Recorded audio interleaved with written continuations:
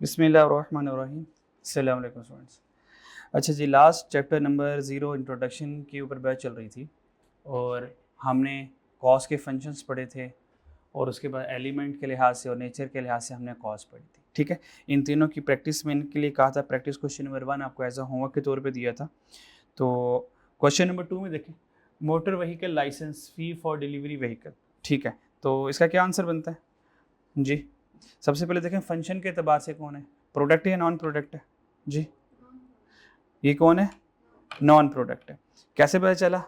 क्योंकि इसका ताल्लुक फैक्ट्री से नहीं है। जिस इसका ताल्लुक फैक्ट्री से नहीं होगा सीधा सीधा नॉन प्रोडक्ट की कैटेगरी में चले जाएगा। ठीक है, मैं इधर सामने सॉल्व कर दूं, फिर आप उसको इस वाले कॉलम में खुद ही फिल कर लीजिएगा।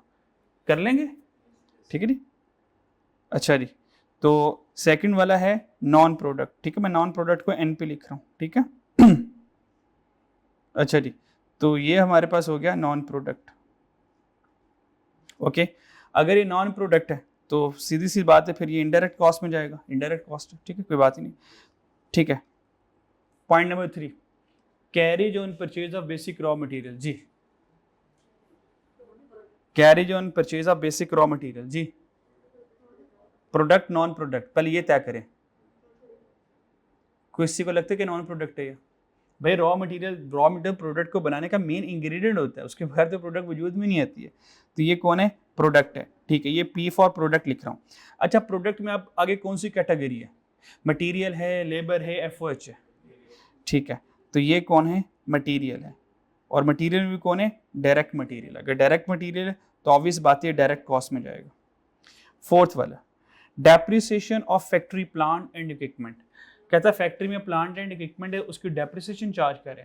पहले तय करें प्रोडक्ट बनेगा या नॉन प्रोडक्ट बनेगा जी? जी बोले ना बच्चों, देखो आप बोल सकते हो, मैंने कौन सा आप लोगों को फांसी की सजा दे देनी है? हाँ जी, प्रोडक्ट। भाई फैक्ट्री का जो भी खर्चा होगा वो प्रोडक्ट होगा, क्योंकि प्रोडक्ट ने फैक्ट्री में बननी है, तो फैक्ट्री के सारे खर्चे जो होंगे वो प्रोडक्ट कॉस्ट का हिस्सा होंगे। ठीक है जी, तो जब फैक्ट्री का वर्ड आ गया, ठीक है, वो कहता है एलिफेंट इन फैक्ट्री, आपने कहना प्रोडक्ट कॉस्ट। बात समझ आ गई? ठीक है, तो फैक्ट्री में जो मर्जी चीज होगी, एरोप्लेन इन फैक्ट्री, हम कहेंगे product cost.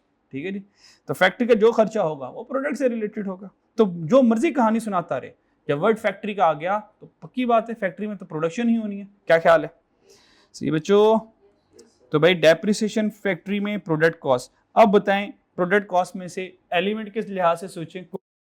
Material, labour, FOH जी। भाई ये डेप्रिसिएशन है, तो बच्चे एफओएच कौन होगा? एफओएच कौन है? अगर कोई पूछे एफओएच कौन है, आप सिंपल कह सकते हैं, एक तो ये कह सकते हैं, इससे अच्छा वर्ड ही है। अगर कोई पूछे एफओएच कौन है, आप कहेंगे जो डायरेक्ट मटेरियल और डायरेक्ट लेबर नहीं है।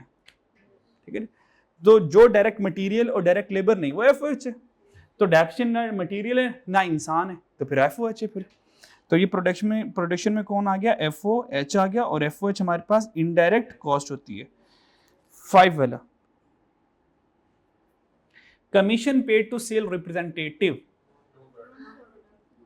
चीजों को बेचने का खर्चा। ये तो नॉन प्रोडक्ट होगा, और नॉन प्रोडक्ट होता है इनडायरेक्ट कॉस्ट होती है।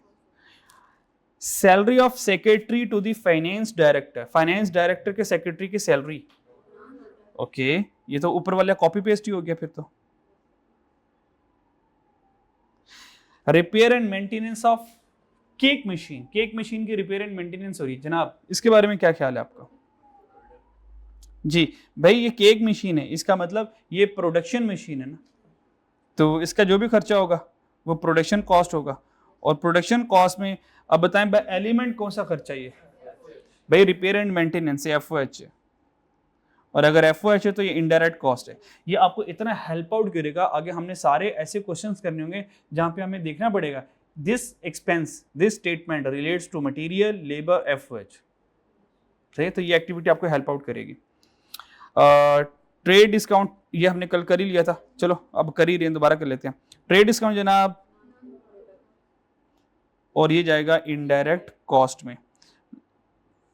9 वाला, wages of security guard for factory, factory का सिक्योरिटी गार्ड है जनाब, उसने वेजेस लेनी है जी जनाब। अच्छा, अगर यहाँ पे वेजेस ना लिखा था, सैलरी लिखा होता तो फिर क्या होता जी? बच्चों फिर भी प्रोडक्ट कॉस्ट होती।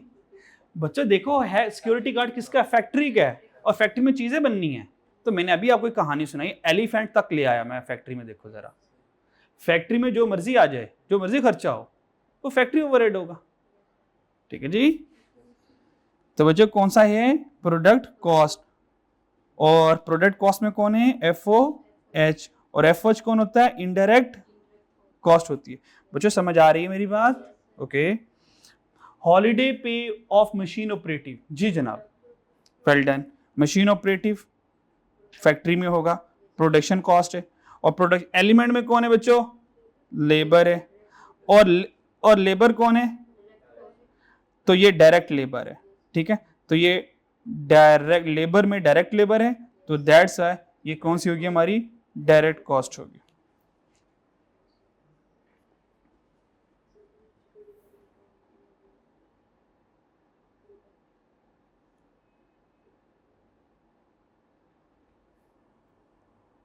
और आगे 11 वाला जी,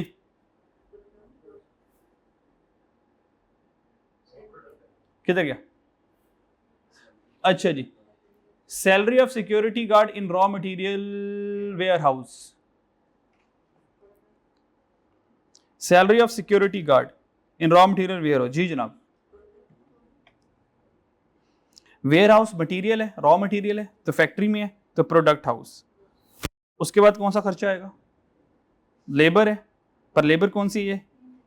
इनडायरेक्ट लेबर, ये इनडायरेक्ट लेबर है। और अगर इनडायरेक्ट लेबर है तो ये FOH में जाएगा, यानी कि इनडायरेक्ट कॉस्ट है। ठीक है जी।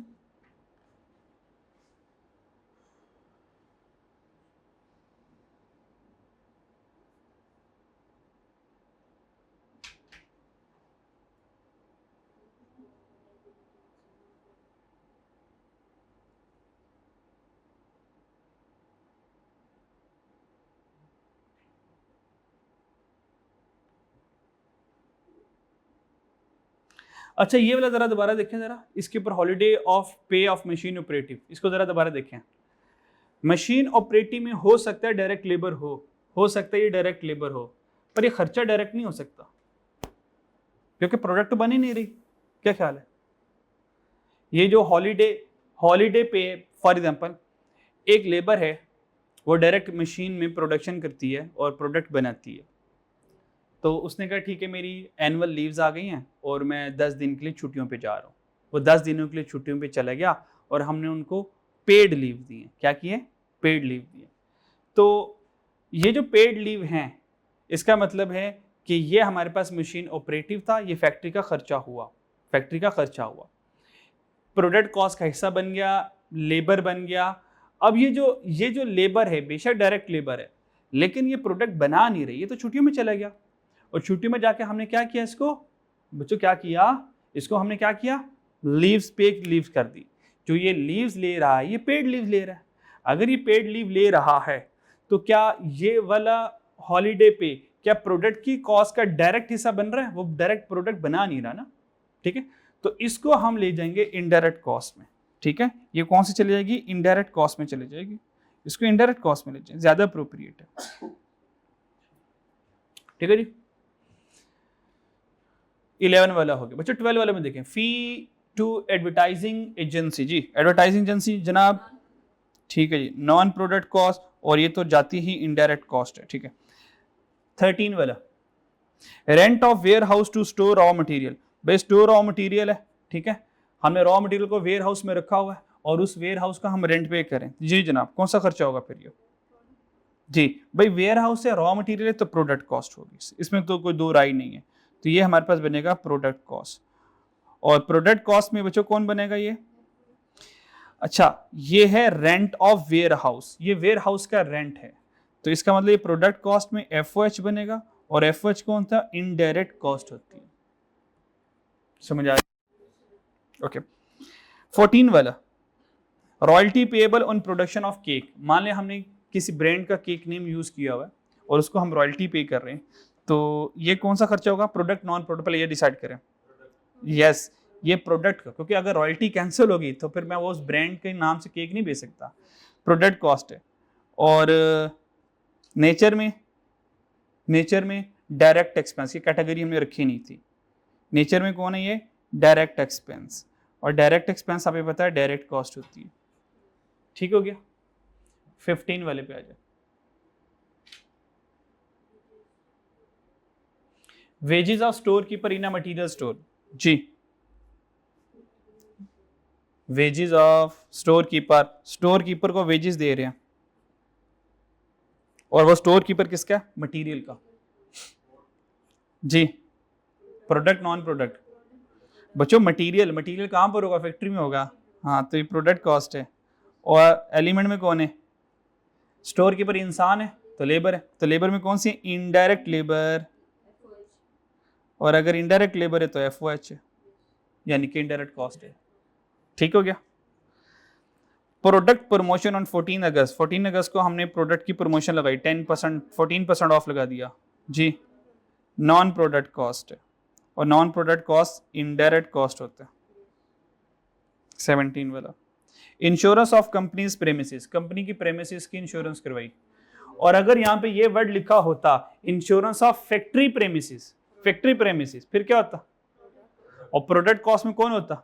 FOH होता, क्योंकि कंपनी प्रेमिसेस लिखा है, हेड ऑफिस लिखा है, तो वो नॉन प्रोडक्ट कॉस्ट।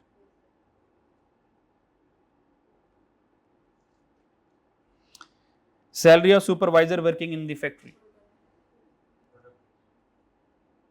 और प्रोडक्ट कॉस्ट में कौन है? जी, इनडायरेक्ट लेबर, और इनडायरेक्ट लेबर FOH होता है। सुपरवाइजर इंसान है ना, तो लेबर कैटेगरी में जाएगा। 19 वाला repair maintenance cost of printer in journal office, journal office में प्रिंटर पड़ा हुआ है, उसकी हम रिपेयर एंड मेंटेनेंस करें। जी, कौन सा खर्चा होगा? नॉन प्रोडक्ट कॉस्ट, यानी कि indirect cost. Wages of operating in the cutting department, cutting department factory में, ये तो मैन्युफैक्चरिंग कॉस्ट आएगी। ठीक है जी, तो इसका मतलब प्रोडक्ट कॉस्ट है, और वेजेस मिल रही है ना of operative in cutting department. अब मुझे बताइए लेबर कौन सी है? वेल डन, ये डायरेक्ट लेबर है, ये कटिंग कर रहा है, यानी कि प्रोडक्शन में डायरेक्टली इन्वॉल्व है, ये हेल्पर नहीं है ये। ठीक है जी, तो यहाँ पे आएगा डायरेक्ट लेबर, और अगर डायरेक्ट लेबर है तो ये डायरेक्ट कॉस्ट जाएगी। Protective clothing for machine operative, जी, प्रोडक्ट कॉस्ट, और प्रोडक्ट कॉस्ट में कौन जाएगा? Protective clothing for machine operative, machine operative के लिए प्रोटेक्टिव क्लॉथिंग, कपड़े, कॉस्ट्यूम खरीदा जा रहा है, और कॉस्ट्यूम के ऊपर खर्चा आ रहा है हमारा। तो ये जो कॉस्ट्यूम हम खरीद रहे हैं, तो ये कौन सा खर्चा होगा? ये लेबर, मटेरियल, FOH किस में जाएगा?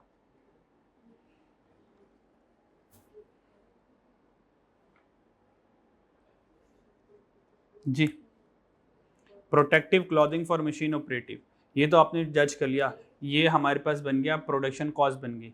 अब प्रोडक्शन कॉस्ट में कौन है? ना, दोबारा, protective clothing for machine operative, machine operative इंसान है, उसके लिए प्रोटेक्टिव क्लॉथिंग खरीदी जा रही है। ये जो खर्चा हो रहा है, ये बाय एलिमेंट के लिहाज से किस चीज़ का खर्चा हो रहा है? ये पूछ रहा हूँ। ये FOH तो में तो चला जाएगा, इसमें तो कोई शक नहीं है। मशीन ऑपरेटिव है, प्रोडक्टिव क्लॉथिंग है, मशीन ऑपरेटिव के प्रोडक्टिव क्लॉथिंग, कपड़े लाए जा रहे हैं, कॉस्ट्यूम लाए जा रहे हैं। भाई आपने ये वाला गाउन पहन के खाना बनाना है, केक बनाना है, ये वाला गाउन पहन के केक बनाना है आपने। जी बच्चों, इनडायरेक्ट मटेरियल, इनडायरेक्ट कर लो, इनडायरेक्ट मटेरियल। अगर इनडायरेक्ट मटेरियल नहीं करना तो कोई मसला नहीं है, इसको डायरेक्ट FOH में ले जाओ, इसको डायरेक्ट FOH में ले जाओ। ठीक है ना, क्योंकि प्रोटेक्टिव क्लॉथिंग ऑलरेडी इटसेल्फ एक फिनिश प्रोडक्ट होगी, वो एक क्या होगी? फिनिश प्रोडक्ट होगी। तो क्या करें, इसको प्रोडक्शन कॉस्ट में और डायरेक्ट इसको FOH में ले जाएं, क्योंकि ये ना ही हमारे पास इनडायरेक्ट मटेरियल बन रहा है, और ना ही हमारे पास इनडायरेक्ट लेबर बन रही है। ये जो प्रोटेक्टिव क्लॉथिंग है, ये जाएगा इनडायरेक्ट एक्सपेंस की कैटेगरी में, ये इनडायरेक्ट एक्सपेंस हो रहा है।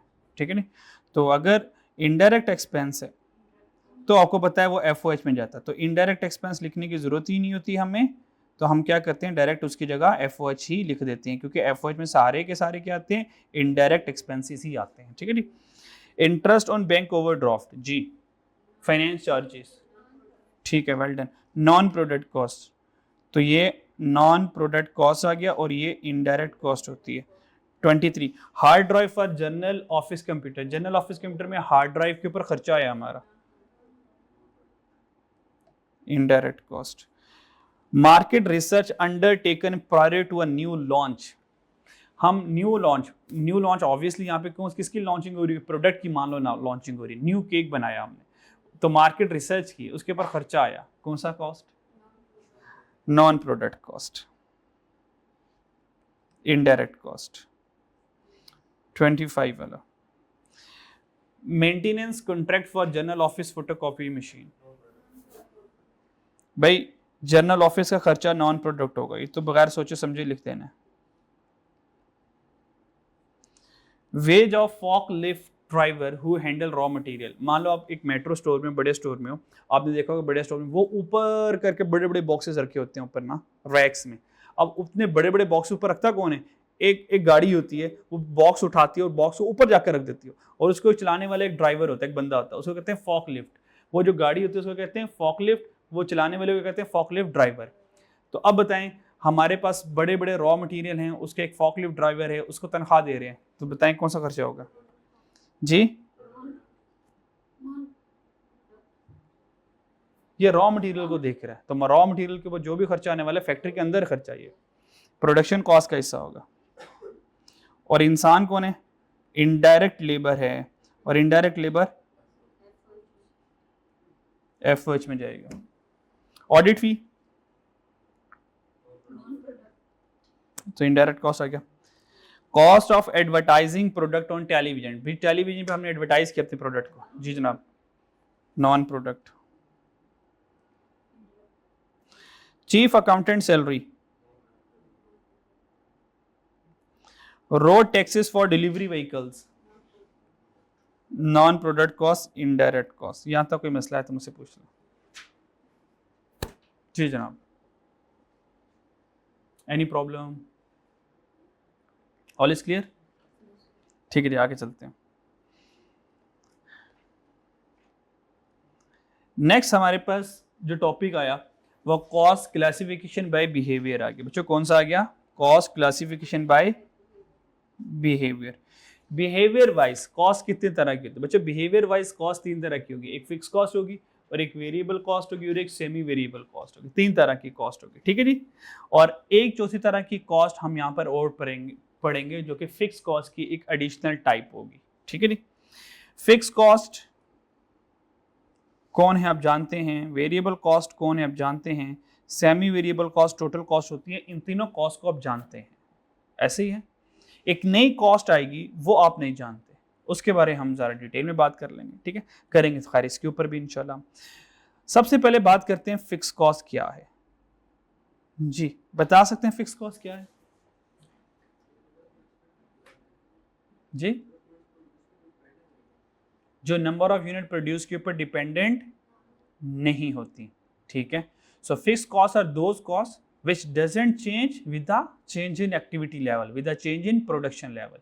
मैं चीज़ें ज़्यादा बनाऊं, चीज़ें कम बनाऊं, इवन के ना बनाऊं, फिक्स कॉस्ट फिर भी अक्कर होती है, बात समझ आ गई।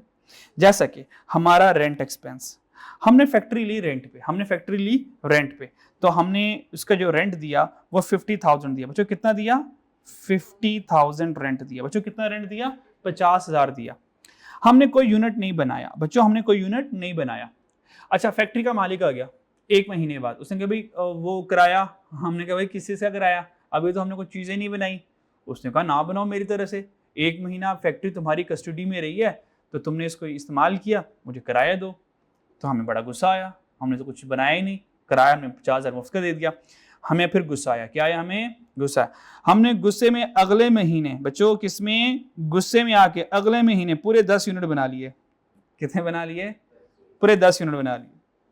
तो अब वो जब दोबारा किराया लेना आएगा कि वाह माशाल्लाह आप तो काम करना शुरू हो गए हैं, तो 50,000 रुपये किराया तो दे, तो हमने उसको 50,000 रुपये दे दिया। फिर हमें और गुस्सा आया, हमने 100 यूनिट बना डाले, 100 यूनिट बनाए, किराया कितना लेगा वो हमसे? फिर हमें और गुस्सा आया, हमने 1000 यूनिट अगले तीसरे महीने में 1000 यूनिट बना ली, लुट मचा दी हमने, 1000 यूनिट हमने क्या कर दिए, बना दिए। जब वो 1000 यूनिट देखेगा कि वाह अब तो बड़े यूनिट्स बढ़ रहे हैं, तो आप ऐसा करें 50 नहीं 55,000 में किराया दे दें, तो हम देंगे उसको 55,000 किराया, पूरे साल 50,000 किराया रहेगा। मेरी बात समझ आ रही? इसका मतलब क्या हुआ, फिक्स कॉस्ट टोटल में रिमेन सेम रहता है whatever the level of production. अगर आपकी प्रोडक्शन ज्यादा हो या प्रोडक्शन कम हो, मैं कहता हूं इवन प्रोडक्शन हो ही ना, फिर भी फिक्स कॉस्ट अकर हो रही होती है, यहां तक कोई मसला। लेकिन फिक्स कॉस्ट, ये जो फिक्स कॉस्ट की नेचर बताइए, टोटल में बताइए, फिक्स कॉस्ट टोटल में रिमेन सेम रहता है, लेकिन पर यूनिट में फिक्स कॉस्ट डिक्रीज होना शुरू हो जाता है, पर यूनिट में फिक्स कॉस्ट डिक्रीज होना शुरू हो जाता है। कैसे? कैसे? अगर छोटी सी कैलकुलेशन दिखाऊं फिक्स कॉस्ट की, तो यहां पे हमारे पास यूनिट्स आ गए, यहां पे हमारे पास टोटल कॉस्ट आ गई, और यहां पे हमारे पास फिक्स कॉस्ट पर यूनिट आ गई, जिसको हम एवरेज फिक्स कॉस्ट भी कहते हैं। ठीक है जी, इकोनॉमिक्स में पढ़ी होगी आपने एवरेज फिक्स कॉस्ट। ठीक है, जैसे यूनिट ज्यादा हो एवरेज फिक्स कॉस्ट डिक्रीज हो जाती है, ये वही वाली बात ही है। ठीक है जी। अच्छा बच्चों, यूनिट्स कितने बनाए? हमने कोई यूनिट नहीं बनाया, फिर भी मुझे total cost, sorry total cost लिखा हुआ यहाँ पे मैंने, यार ये आप देख लिया करो थोड़ा सा, ये टोटल फिक्स कॉस्ट लिखनी है मुझे। ठीक है जी, टोटल फिक्स कॉस्ट कितनी बच्चों? 50,000 है, तो पहली वाली तो कैलकुलेशन नहीं कर सकता मैं। ठीक है, 50 डिवाइड बाय 0 अनडिफाइंड इन्फिनिट आ जाएगा। बच्चों मैंने एक यूनिट बनाया, बच्चों टोटल फिक्स कॉस्ट कितनी देनी पड़ेगी? 50,000, और फिक्स कॉस्ट पर यूनिट कितना आएगा? अभी भी 50,000 आएगा। बच्चों मैंने 10 यूनिट बनाए, अब टोटल कितनी फिक्स कॉस्ट देनी पड़ेगी? 50,000, लेकिन अब फिक्स कॉस्ट पर यूनिट कितनी? ये 50,000 अब 10 पे डिवाइड होगी, तो बताएं फिक्स कॉस्ट पर यूनिट कितनी आ गई? बच्चों मैंने 100 यूनिट बनाए, तो टोटल कितना रहेगा? 50 रहेगा, लेकिन फिक्स कॉस्ट पर यूनिट कितना रहेगा बच्चों? 500 रहेगा। बच्चों मैंने 1000 यूनिट बनाए, टोटल कितना रहेगा? 50 रहेगा, पर यूनिट कितना रह गया? 50 रह गया। एक वक्त आएगा ये पर यूनिट कम होते होते होते बहुत कम हो जाएगा। इसका मतलब क्या? जब बिजनेस की फिक्स कॉस्ट कोई आ रही होती है, तो यहां से डिसीजन क्या है? अगर आपके बिजनेस की कोई फिक्स कॉस्ट आ रही है, आप नंबर ऑफ यूनिट ज्यादा प्रोड्यूस करके अपने फिक्स कॉस्ट को कम कर सकते हो, इवन के खत्म के करीब कर सकते हो। कभी जीरो तो नहीं होगी, लेकिन 1 रुपया फिक्स कॉस्ट आ भी रही तो क्या फर्क पड़ता है? ना होने के बराबर। मैं कह रहा हूं 10 रुपये भी आ जाए तो क्या फर्क पड़ता है? ठीक है, तो ये फिक्स कॉस्ट का टोटल में बिहेवियर क्या रहता है? सेम, पर यूनिट में क्या रहता है? डिक्रीज। यहां तो कोई मसला? एग्जाम्पल पढ़ लें, rent expense, salaries, insurance premium cost, admin cost, annual interest, ये सारे फिक्स रहते हैं, कभी भी चेंज नहीं हो सकते। प्रॉपर्टी टैक्स सेम रहता है, चेंज नहीं होता। ठीक है जी, यहां तो कोई मसला? टोटल कॉस्ट डन बच्चों, कोई मसला? ठीक है जी, नेक्स्ट मूव करते हैं वेरिएबल कॉस्ट। बच्चों वेरिएबल कॉस्ट क्या होती है पहले ये बताएं। वेरिएबल कॉस्ट वो कॉस्ट होती है which increase with the increase in production level and which decrease with the decrease in production level. And when we produce 0 units, when we produce no units, अब variable cost क्या होगी? 0 होगी। No production mean no variable cost. No production mean no fixed cost. नहीं, fixed cost फिर भी आएगी, fixed cost फिर भी आएगी। बात समझ लगी बच्चों? तो इसका मतलब अगर एक रिलेशन डेवलप करना चाहूं तो बताएं क्या बनेगा बच्चों? प्रोडक्शन ज्यादा, ना ना ना ना, अब थोड़ा सा हम ना बेहतर हो जाएंगे, हम ये कहेंगे टोटल वेरिएबल कॉस्ट ज्यादा।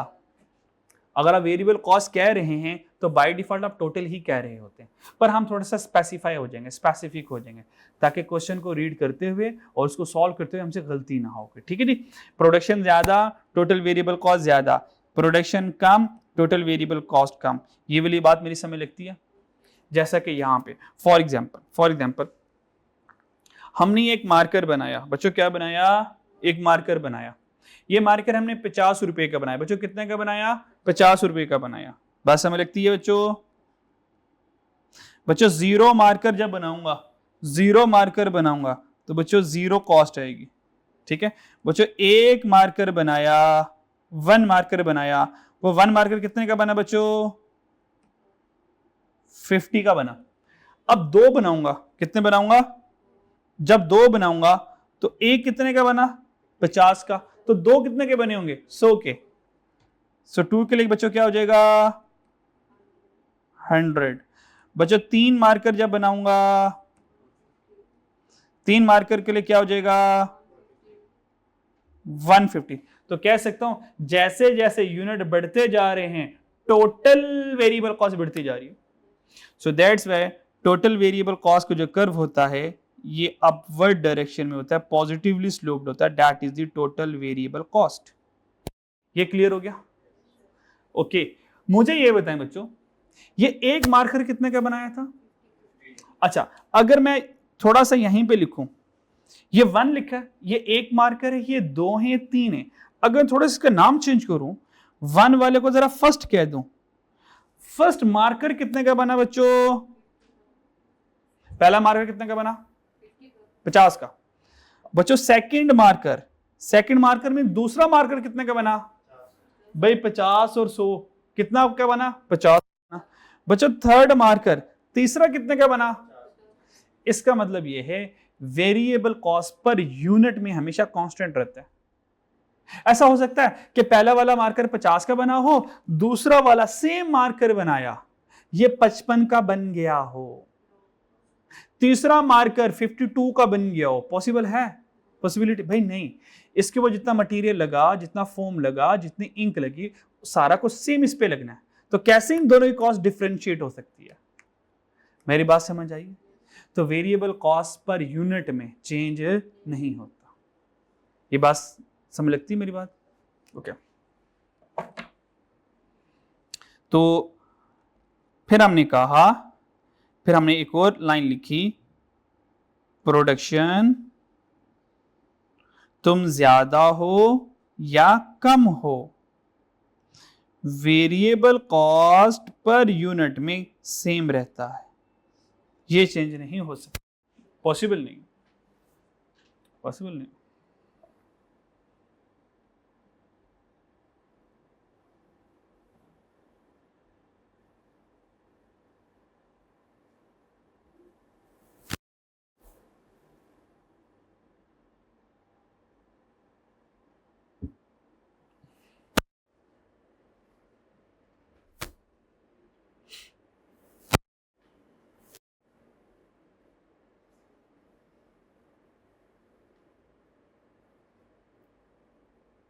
चले आगे जी बच्चों। वेरिएबल कॉस्ट की एग्जांपल, बच्चों डायरेक्ट मटेरियल कॉस्ट ये वेरिएबल कॉस्ट की एग्जांपल है।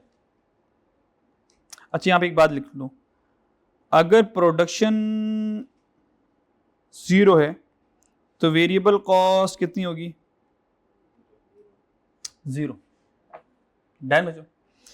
मटेरियल प्रोडक्शन ज्यादा, मटेरियल ज्यादा लगेगा, प्रोडक्शन ज्यादा, लेबर ज्यादा लगेगी, प्रोडक्शन ज्यादा, वेरिएबल मशीनें ज्यादा चलेंगी, बिजली का बिल ज्यादा आएगा क्योंकि ज्यादा हम प्रोडक्शन कर रहे हैं ना।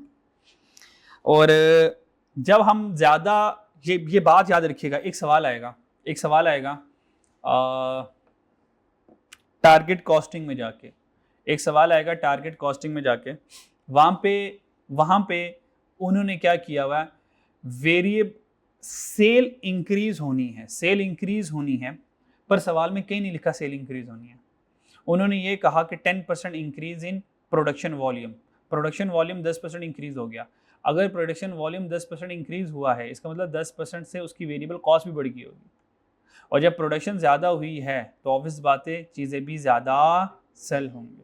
ठीक है, तो अगर प्रोडक्शन ज़्यादा हुई है तो चीज़ें ज़्यादा सेल होंगी, और अगर हमने सेल के ऊपर कमीशन देना है तो सेल्समैन का कमीशन भी ज़्यादा हो जाएगा।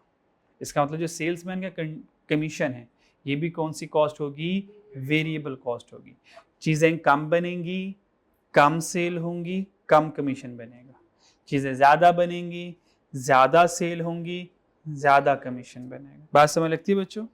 अच्छा कोई बात समझ ना है ना, तो आपको मैंने पूरी इजाज़त दी हो तो आप पूछ लिया करें, एक बार पूछ लें, 2 बार पूछ लें, पूछ लिया करें। ठीक है,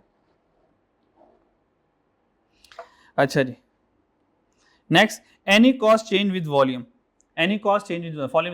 हमने कहा 1000 यूनिट बनाओगे तो बिजली का बिल 5000 आएगा, अगर 1500 बनाएंगे तो बिजली का बिल अब 7000 आएगा। इसका मतलब बिजली का बिल वॉल्यूम के साथ चेंज हो रहा है, तो फिर ये वेरिएबल होगा। Any cost given as percentage of sale, ये परसेंटेज ऑफ सेल यानी कि इसका ताल्लुक नॉर्मली सेल कमीशन के साथ ही है।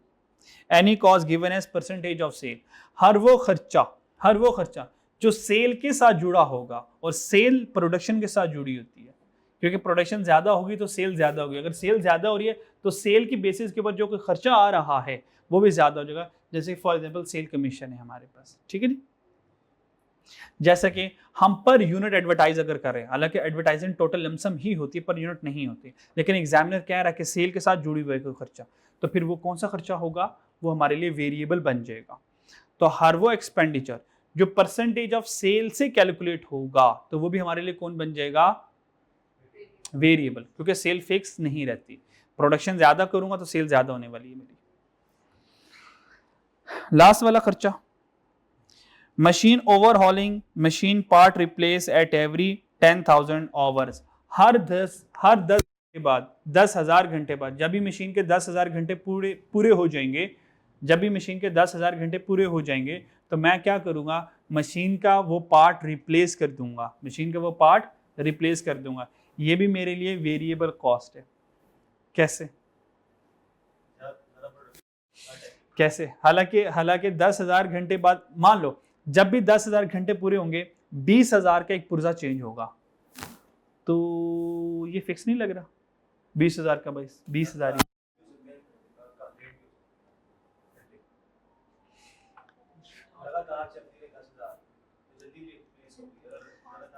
जी वेल डन, बहुत अच्छे।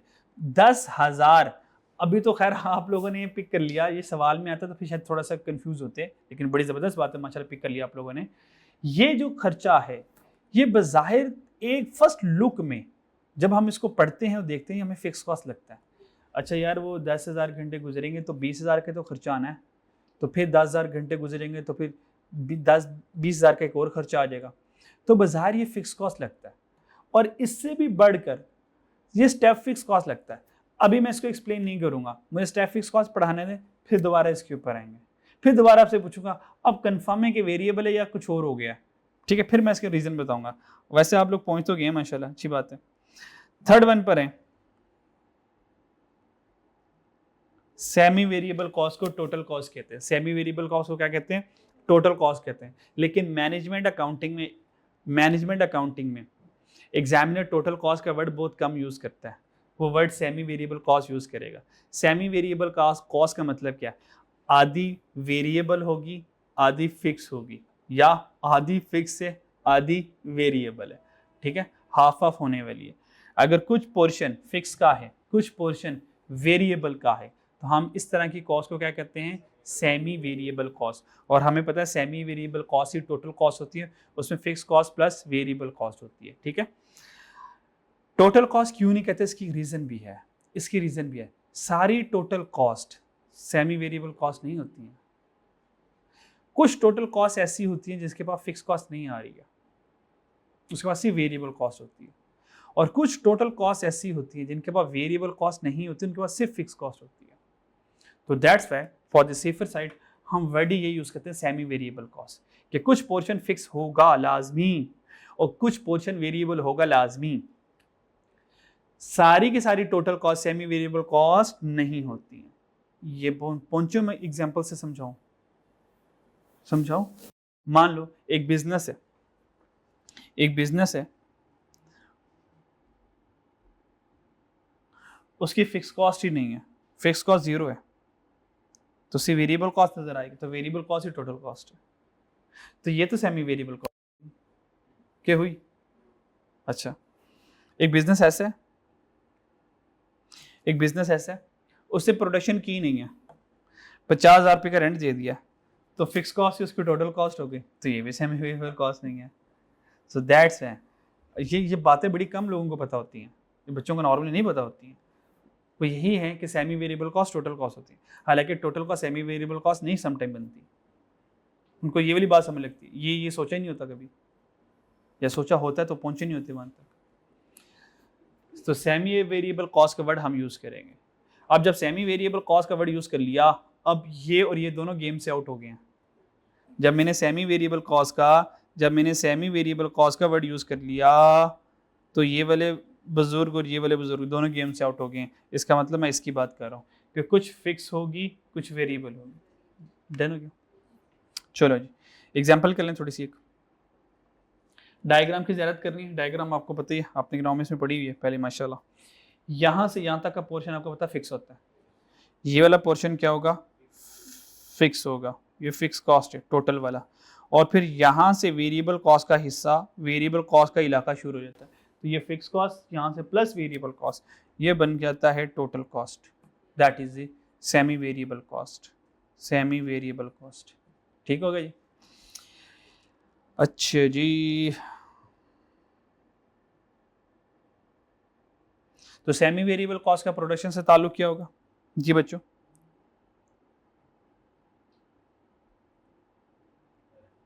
प्रोडक्शन ज़्यादा हो तो सेमी वेरिएबल कॉस्ट ज़्यादा हो जाएगी। मेरी बात समझ आ रही है? क्लियर? और अगर प्रोडक्शन ज़्यादा हो जाए, semi variable cost, semi variable cost को पर यूनिट में कभी लिखते नहीं हैं हम, नॉर्मली टोटल में रहने देते हैं, लेकिन ठीक है मान लें अगर semi variable cost per unit की बात करूं, तो अगर प्रोडक्शन ज़्यादा हो तो semi variable cost per unit की सेहत के ऊपर क्या फ़र्क पड़ेगा? ये ज़्यादा होगी, कम होगी, सेम रहेगी, कांस्टेंट रहेगी। जी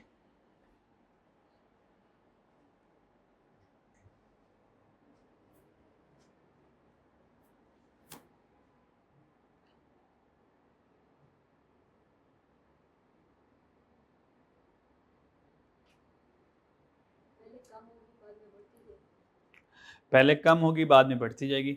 और किसी का कोई जी और कुछ कहना चाहे कोई? आसान सा है, थोड़ा सा सोचें तो।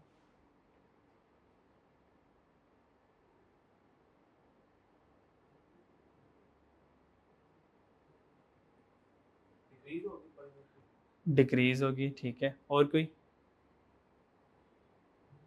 डिक्रीज होगी, डिक्रीज होगी।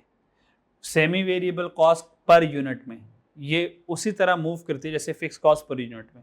फिक्स कॉस्ट पर यूनिट और semi variable cost per unit ये दोनों सेम होते हैं आपस में। तो अगर मैं इक्वेशन लिखूं, ये खैर थोड़ी मुश्किल वाली बात है, नहीं भी समझ आई तो कोई मसला नहीं है। Semi variable cost per unit equal होता है फिक्स कॉस्ट पर यूनिट में। कैसे, वो मैं आपको लॉजिकली समझा देता हूँ, एक लम्हे में समझ लग जाएंगे। ये जो सेमी वेरिएबल कॉस्ट है, प्लीज़ समझिएगा, ये जो सेमी वेरिएबल कॉस्ट है यानी कि ये टोटल कॉस्ट पर यूनिट है, ठीक है जी। अगर ये टोटल कॉस्ट पर यूनिट है तो इसके पास फिक्स कॉस्ट पर यूनिट भी है और इसके पास वेरिएबल कॉस्ट पर यूनिट भी है। आपको पता है कि वेरिएबल कॉस्ट पर यूनिट में तो बदलता ही नहीं है, बदलता ही नहीं है, और ये ज़्यादा होने से कम होता है, तो अल्टीमेटली सिर्फ ये कम होगा क्योंकि ये तो सेम रहता है। ये रीज़न थी इसकी, ठीक हो गया? खैर इसकी ज़रूरत नहीं पड़ती हमें, इसकी ज़रूरत नहीं पड़ती, लेकिन फिर भी आपको पता होना चाहिए। चले आगे, डन हो गया? टोटल कॉस्ट डन बच्चों? हाँ ये नहीं आई है, यही नहीं आई आपकी ज़िंदगी में, ये ज़िंदगी में फर्स्ट मरतबा कॉस्ट आई है। नाम मैंने हेडिंग कॉपी पेस्ट किया हुआ, वो नहीं सही हुआ जी, आप चेंज कर लो, हेडिंग लिखो step fix cost.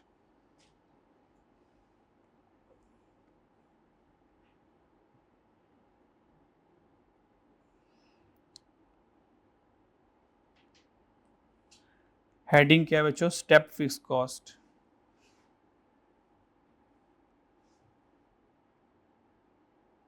Step fix cost, तो हमारे पास स्टेप फिक्स कॉस्ट आ गई। ये स्टेप फिक्स कॉस्ट क्या है? स्टेप्स मीन्स स्टेयर्स बनेगी, सीढ़ियाँ बनेगी, स्टेयर्स बनेगी, स्टेप अप होगा। अच्छा जी, 2-3 एग्जांपल्स हैं, जिस एग्जांपल से बात समझ लग जाए, ठीक है जी। अच्छा जी, फैक्ट्री के रेंट वाली से स्टार्ट करते हैं, फैक्ट्री के रेंट वाली से स्टार्ट करते हैं। फैक्ट्री का रेंट कितना था? फैक्ट्री रेंट कितने पे ली थी? 50,000 रुपये, 50,000 पे ली थी हमने, ओके। सो 50,000 के ऊपर हमने फैक्ट्री रेंट पे ले ली 50,000 रुपये, और साल का एग्रीमेंट हुआ, साल तक 50,000 रहेगा और साल के बाद हम इसमें 10% इंक्रीज कर देंगे। तो मुझे बताएं 12 महीनों तक ये ईयर वन है, ईयर वन है, तो किराया क्या रहेगा हर महीने? 50,000 रहेगा, 50,000 रहेगा।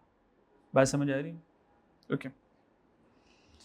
फिर साल गुजर गया और हमने कहा ठीक है इसमें 10% इंक्रीज करेंगे, तो 50,000 का 10% कितना हो जाएगा? 5,000। तो अब किराया जो चलेगा अगले महीने से 55,000 चलेगा। तो 55,000 किराया अप हो गया। पहले 50 दे रहा था, अब मैं किराया कितना दे रहा हूँ? 55,000। अगले पूरे साल 55, 55, 55, 55 चलता रहेगा जब तक कि वो ईयर 2 कंप्लीट नहीं हो जाता। ईयर 2 कंप्लीट हो गया, अब जो किराया दूंगा वो 55 में फर्दर 10% इंक्रीज करूंगा, तो कितना इंक्रीज हो जाएगा? 5,500। तो कितना बन जाएगा? 6,500। 6,500। तो कितना बन गया? 60,500। अब अगले पूरे महीने ये किराया चलता रहेगा। तो देखें पहले वाले साल ये किराया था, दूसरे वाले साल स्टेप अप हो गया, तीसरे वाले साल फिर स्टेप हो गया।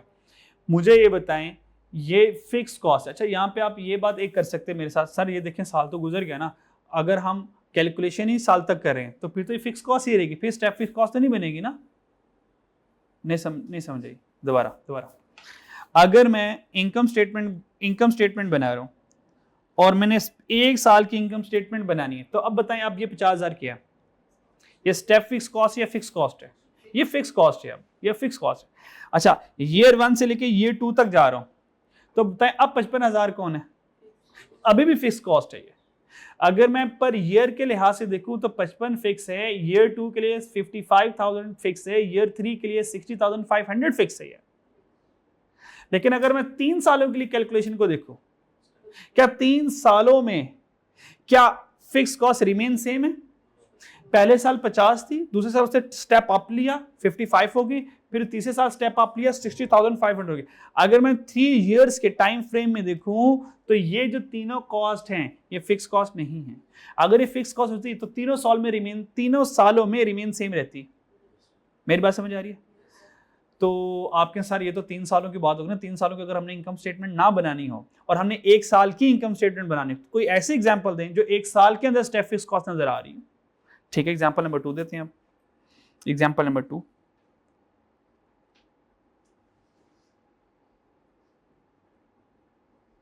अच्छा जी, हमने एक वेयर हाउस लिया। हमने क्या लिया? एक वेयर हाउस लिया, किराए पे लिया। ठीक है, उसका किराया था 20,000 रुपये। बच्चों कितना?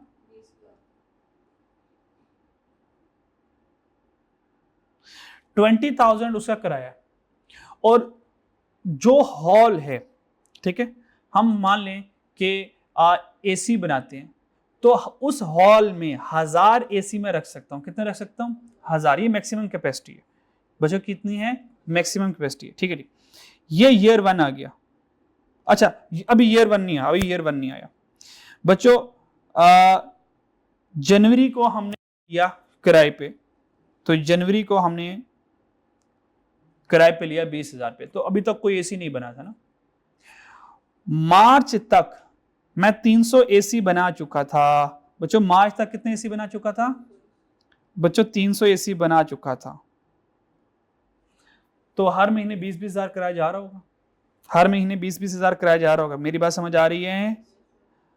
अच्छा, उसके बाद मार्च के बाद जून आया। जून तक बच्चों मैं 1000 एसी बना चुका।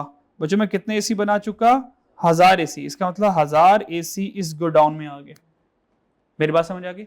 तो जून तक, जनवरी से लेकर जून तक पर महीने वेयर हाउस का किराया कितना जा रहा होगा? 20,000 जा रहा था। 6 माह का कितना बन गया? 1,20,000 बन गया। डन हो गया? मेरी बात समझ आ रही है? अब जब अभी हमने डिस्पैच नहीं किए, सेल नहीं किए, गोडाउन में पड़े हुए हैं। अब जब जनवरी के जून के आगे जुलाई और अगस्त आएगा, जुलाई में एसी बनेंगे, अगस्त में एसी बनेंगे।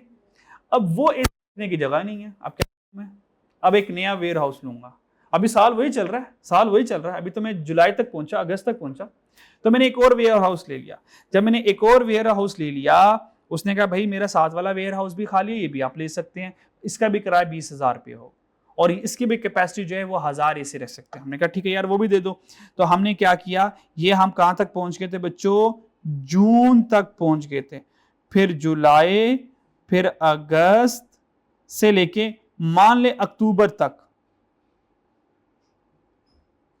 बच्चों अक्टूबर तक हमने 2000 एसी बना लिए, 2000 एसी बना लिए। तो बच्चों 1000 इधर आ गए, 1000 इधर आगे होंगे। अब मुझे ये बताओ, जो जुलाई का रेंट गया होगा, जो जुलाई का रेंट गया होगा उस ओनर को कितना गया होगा, 40,000। 20,000 इस वाले का पुराने गोडाउन का और 20,000 नए गोडाउन का। तो जुलाई से लेके अक्टूबर तक किराया कितना दिया बताइए, फिक्स कॉस्ट है, अभी 1 साल चल रहा है, ये स्टेप फिक्स कॉस्ट होगी, ये स्टेप फिक्स कॉस्ट होगी। आगे चलते हैं, अक्टूबर में 2000 हो गया, पीछे कितने महीने रह गए साल खत्म होने में, नवंबर और दिसंबर। बच्चों नवंबर और दिसंबर, दिसंबर के एंड तक, दिसंबर के एंड तक हमने सिर्फ 500 यूनिट बनाए। बच्चों कितने बनाए, 500 यूनिट बनाए, टोटल 2500 हो गया ना, तो इसका मतलब 500 एडिशनल बने होंगे। देखें यहां से यहां तक हमने 1000 बना लिए।